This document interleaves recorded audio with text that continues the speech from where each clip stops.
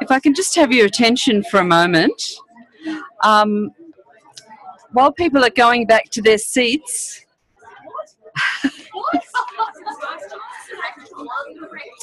as I said, the next session is the trial of Pearson eTextbooks at QUT. But following that, we're going to have a Q&A session. And so I'd just like to ask people to have a bit of a think in readiness for that Q&A session. Basically, we'd like everyone to have a bit of a think and come up with something that they think is the one game changer that will have the most impact on eTextbooks in the next 5 years. Some examples might be changes in higher education legislation, changes in how higher education is delivered, changes in publishing or with publishers, maybe a new player in the market or something else. So if you can all have a think about that, when Belinda comes to do her Q&A, we'll have some stuff to start with. So for now, I'd like to introduce you. I'm sure most of you know Colleen. Colleen Cleary manages the Library Resource Services section at QUT and also performs the role of Datasets Coordinator within the CALL organisation. And Colleen's going to talk about QUT's Pearson Pilot. So over to you. Thank you. Thanks. Okay, well, with all due respect to Rebecca, I'm so pleased I don't have to follow Paul. That was a great talk, Paul, and very entertaining, and everybody to date. So I hope I'm not going to be too long in standing between you and lunch. I've sort of been given one brief, and then when the next speaker dropped out, I sort of started rewriting and padding, so I'm now going to be sort of verbally thinking, what should I chop out from that little bit of padding that I added in? So we'll see how we go. Of course, Lucas Heavy from Pearson was going to follow me, and so I had left all the stuff about, you know, what was Pearson's point of view out of my thinking, so that's what I was quickly trying to add in, you know, to sort of cover both bases.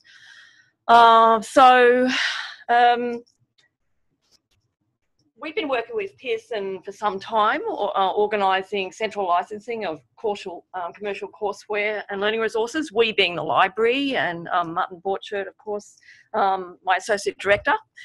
Thank you. And eTextbooks and a suitable model for licensing for libraries had been, you know, part of the conversation for quite some time. So in 2014, Pearson made the library an initial offer for access to eTextbooks on the Maya Library platform.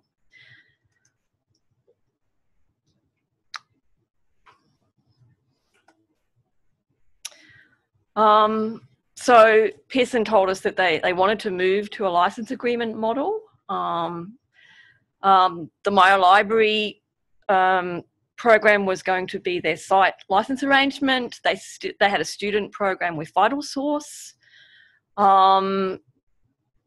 Initially, we were talking about UK, US and Australian imprints. We were looking at an annual license renewed every 12 months. It was going to be a trial. And at the end of the trial, we would look at the impact on, well, Pearson would look at the impact on their book sales. Going back a little bit further, this all originated, I think, where the UK Pearson branch had been approached by libraries in the UK regarding equity issues and how to provide access on campus, the same sorts of issues that we're experiencing in the Australian environment. And they had been providing access to the UK libraries for about 2 years and reviewing the impact on their book sales. They wanted to continue to sell to libraries, but they did some restructuring of the model. The US hadn't been involved at all. They had not the same equity issues, and so they felt that the libraries had no part to play. Initially in our discussions with Pearson, they said they would try to offer a select upfront model or PDA, patron-driven acquisition, but at this stage they were just, we would just need to select the content upfront. And I think that the patron-driven acquisition was something that they were considering more for the reference content rather than the textbook content. What we were looking at were exact replicas of the print books, not the enhanced versions that they sell that sit within the gradebook model on the MyLab and Mastering for Assessment platforms. So they're the books that sit with the quizzes and integrated with study plans and so on. We weren't talking about those, we were talking about the ebooks that don't have the quizzes. We were talking about global pricing and international editions.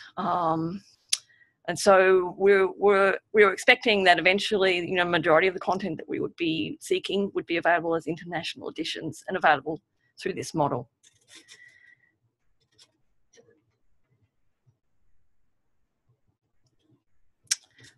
We originally identified 100 set texts that we wanted to include for access, but regrettably we were unable to license the US imprints. And I was hoping that Lucas from Pearson would be able to explain a little bit more about that, but I've given you, my take on it. The US arm of Pearson is not as open to library models for access to eTextbooks, unfortunately. We'll continue to check the status of the US imprints in future in our discussions with Pearson, but at this stage they're not feasible for inclusion. We looked at how many set texts were being offered from Pearson, and also we looked at recommended texts, but based on budgetary considerations, we omitted the recommended texts from the trial and just went with 49 prescribed texts for semester 1, 2015. To do that, our selection process was to get hold of the bookshop textbook adoption lists, and I know Jan, who works on this, Jan McNichol, is here today and can tell you all about the fun of doing all this work, and also with Kelly. And we used our formula for acquiring our print textbook copies. At that time, we had a ratio for our prescribed texts of 1 to 50 students. And we just applied something to the eTextbook model, nothing very scientific. We just said, okay, we've only got a range of 1 to 3 simultaneous users. That was all that was being offered to us. So if we would normally buy less than 5 print texts, we'll buy 1 simultaneous user. If we would have bought 5 to 7 print texts, we'll buy 2 sim users, and if we had bought 8 to 10 or more, we'll buy 3.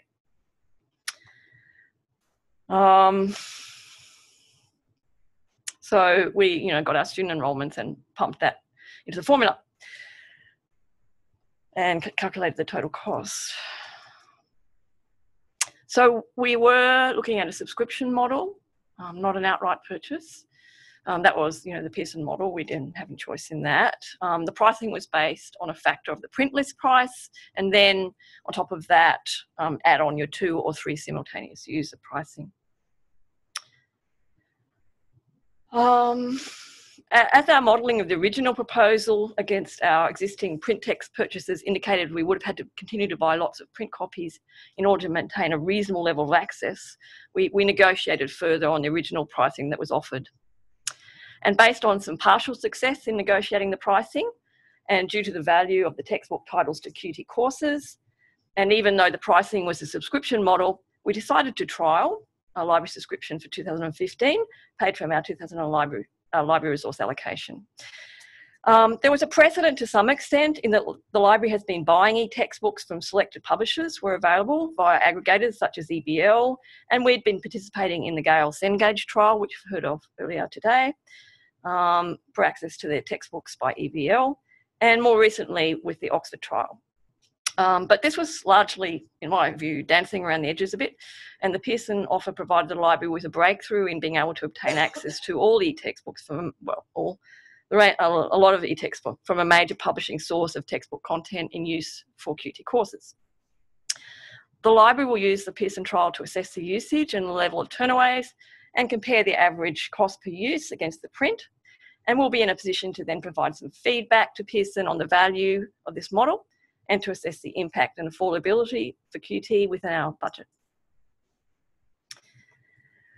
So the access is via the My Library platform, and I had to leave the room, so I'm not sure if that was one of the ones that Paul mentioned. But I'll be happy to talk and investigate that a little bit further later. Unfortunately, by the time we placed our order and building in the lead time for Pearson to work with My Library, because this was a new list of titles, in order to set up the metadata, and also we needed to sort out a license agreement with My Library, it was the beginning of week 9 of semester before we had access to 47 of the 49 titles. And it was a little bit longer until we had a comprehensive set of full mark records from My Library. So Pearson provides the metadata to My Library, and then they send us the mark records. And then there was another 5 days to get our holdings into Summon, which is our resource discovery layer. So access via our primary discovery channel wasn't available until the end of April. And there was another title that came on the 11th of June due to a rights distribution issue at Pearson. I have no idea what was going on. It was held up for some reason.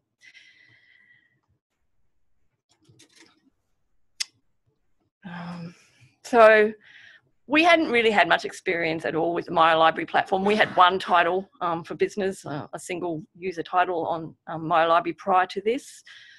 So I'm not really going to go into a lot of detail there, but there's just, for those who haven't used this platform, an example of the new titles display, which is quite nice. The library, unfortunately, no longer provides a database entry point for publisher collections, for ebook publisher collections, unfortunately from my point of view. And so students aren't really directed to this page, but their method of access is directly via Summon or Quick Find as it's branded at QT, or via the library catalogue. But they will see this if they back out. And this is an example of one of the titles that we've licensed, the front page. So, you do have your hypertext links to the chapters, and you can search, do keyword search, and you can jump to particular pages, and you can make notes. But otherwise it is a flat PDF. But I think the images look, really nice in the ebook format. So the DRM, there is DRM. So My Library users may download as a PDF or print up to 5% of an ebook for offline use. My Library does offer download to device, but it's publisher dependent, and unfortunately Pearson does not allow download to device.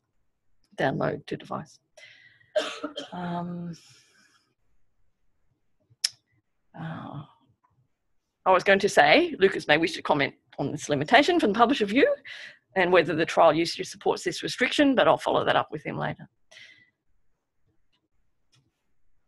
So skipping over downloading. Due to it being the beginning of week 9 of semester before access was fully enabled, there was no central promotional event, and we probably wouldn't do that for textbooks anyway, because students aren't really looking for, as I've heard Martin say before, Pearson textbooks as such. They're looking for particular titles. But liaison teams were advised of the access to the eText and emailed the details to their faculties. More recently, the library also added an entry in our ebooks help guide, capably managed by Brendan Cinnamon and supporters, to assist with advice on how to navigate print and so on.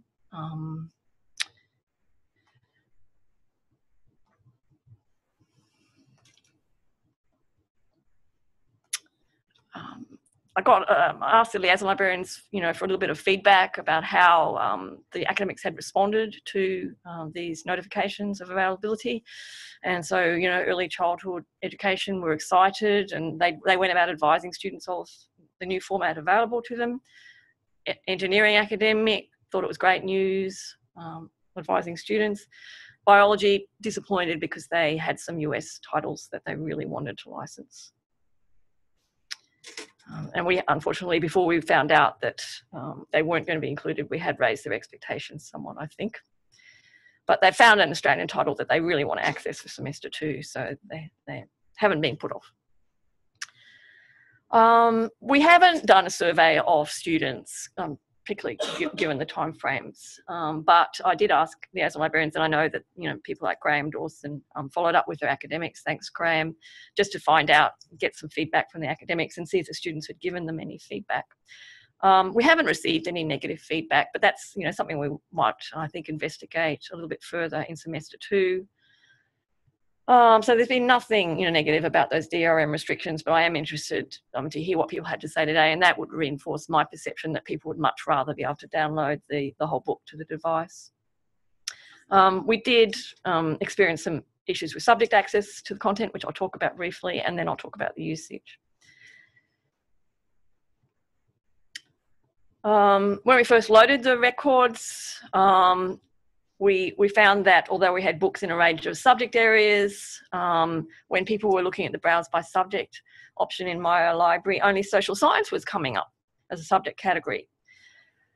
And that was because the default was set to Library of Congress, but our Pearson titles didn't have any Library of Congress subject metadata. So we changed it to Dewey, and then we had similar issues. So, and eventually we changed it to BISAC. So at least now when people click on these subject categories, they actually find some books. So that may have had a bit of an impact on the usage as well. Having reviewed the usage on the engineering titles that we had made available, Graham, the engineering librarian, decided to investigate further and suggested an additional subject category for engineering and technology be added to improve the usage of the text in this discipline area. But that's where we ran into an issue with a lack of appropriate subject access in the metadata in some records. And this is a bit grainy, but basically where it says related subjects, there are none that are going to find that engineering title of Graham's. And another issue that came up was that when somebody selected on See All Science books, books from education, business and politics were retrieved, and again, a bit grainy. The reason for that was that those books had subdivisions, so to speak, with science. So education, teaching, methods and materials, science and technology, or political science. And so that's something we might be able to give some feedback to my library, although I'm not sure how much they'll be developing the platform given the ProQuest acquisition. Oops, sorry. Okay, so the results. The usage data is reflecting only 46 days of usage. And so just noting this in terms of the analysis. Across our 49 titles, we licensed a total of 76 simultaneous users, which equates to eTextbook copies. Despite the large start, usage has been encouraging and comparatively good, and there's been some reasonably strong usage on 25 titles, which had 10 or more hits. Only one title has not been used, and I haven't yet had a chance to look and really investigate why on that one. So these are the titles that have received 10 or more hits. And I shared that data with Lucas from Pearson, and he highlighted that most of these titles are not textbooks set for first year. And he noted that this could be an interesting insight into students becoming more acquainted with university services after first year, or at least during first year. And I suspect it reflects our general experience that as they gain experience at university, students find ways not to buy the text due to issues around affordability.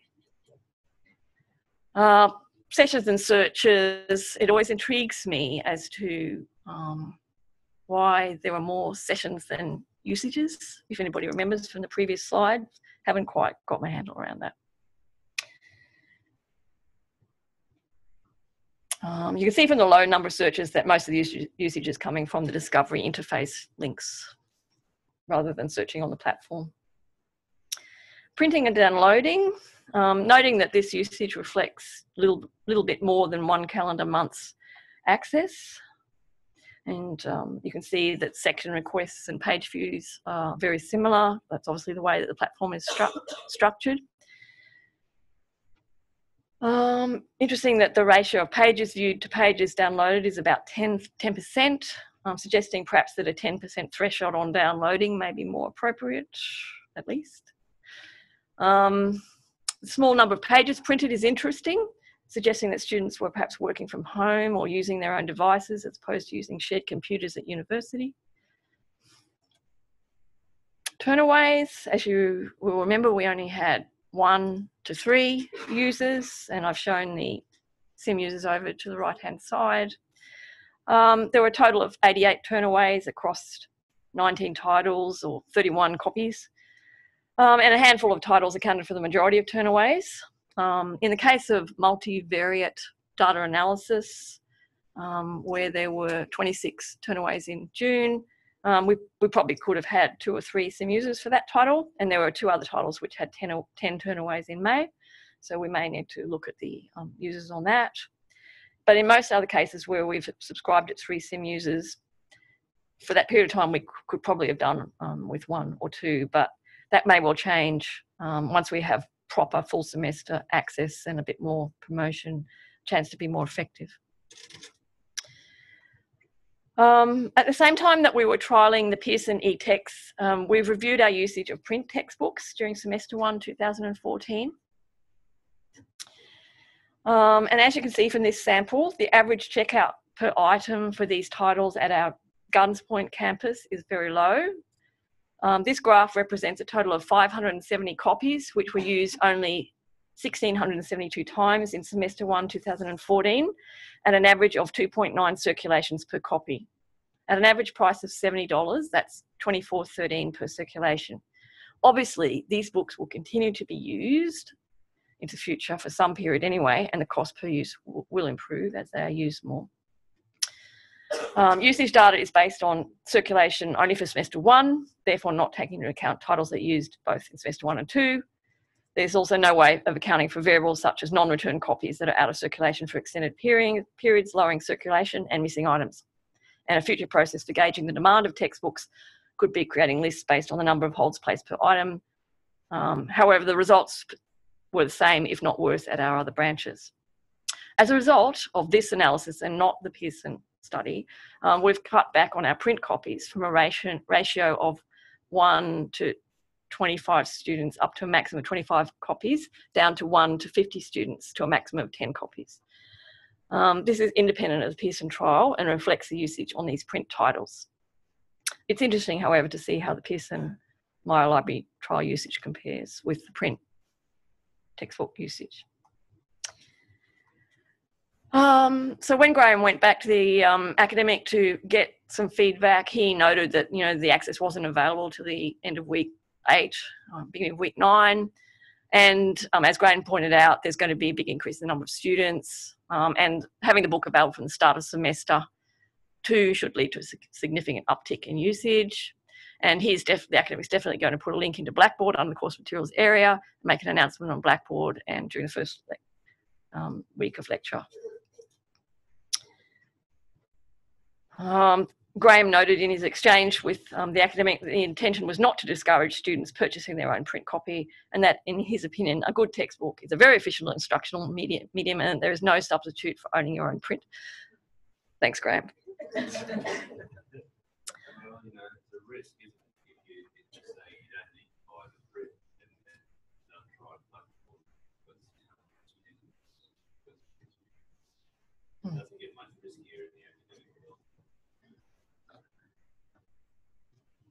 I thought they'd put that in there, particularly for Lucas's benefit as well. Okay, so we only had a very short period, so I've just extrapolated to try and get some sort of comparison.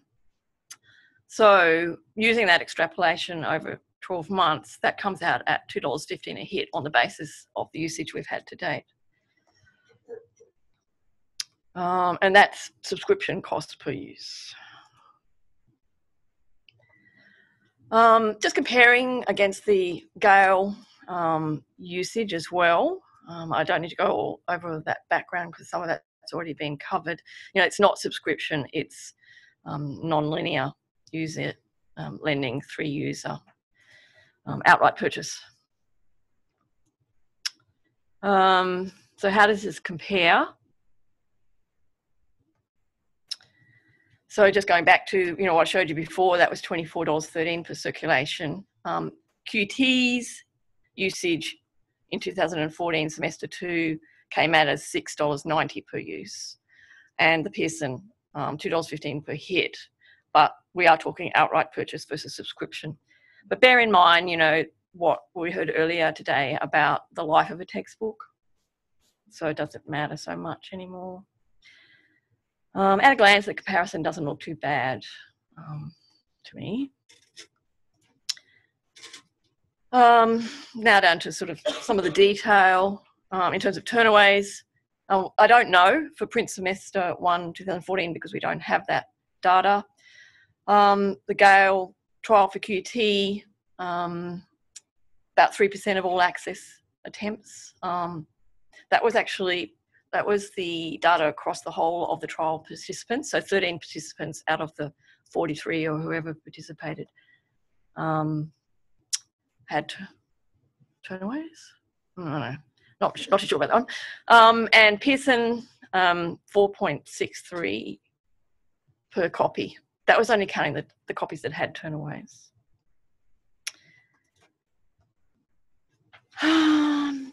Again, just a bit more comparisons of usage. For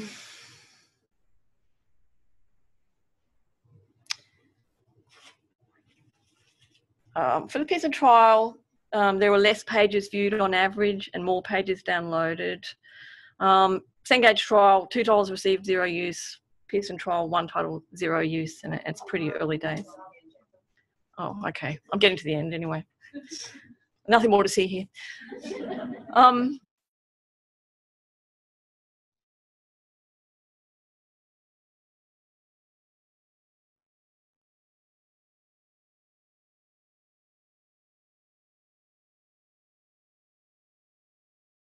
Had a higher average use than print. Fewer titles not used. Students don't read, print, or download the whole eText. Low turnaways, so that tends to suggest low user frustration. The eText welcomed by the academics. eText good for students, but they still need the print, possibly. eText provide equity of access. They appear to be value for libraries. Are they value for publishers? It's too early to say. We need to let this trial run in terms of the Pearson trial and see what Pearson think about that. And also it would be good to survey our students in semester 2 to assess their perceptions of the e-textbooks on trial, and including whether they're seen as supplementary or as replacements for buying print, and whether they still feel a need to buy the print. So in conclusion, the usage on the Pearson trial has been encouraging. The return on investment has been satisfactory. We have ongoing demand. We've been approached by lecturers, you know, in biology to get access to Australian texts for semester 2. So we're now in the process of reviewing the textbook adoption lists from the bookshop to identify those semester 2 unit titles and requesting quotes from Pearson. We'll have to assess the affordability, but it is our intention to proceed for semester 2 in order to have a full academic year of content upon which to assess the trial. And this is particularly important given the late start for semester 1. So at this stage, we're looking at a quote on 67 titles, but no doubt we'll have to sieve out some US imprints from that list. And we'll continue to talk to Pearson, you know, about any, you know, how we're going to deal with the US imprints. Hopefully they'll all become available as international editions, and that will get us past the problem. And of course, we'll be, you know, doing, you know, more advice to academics in a timely fashion that the books will be available for the start of semester. Thank you, that's all I have.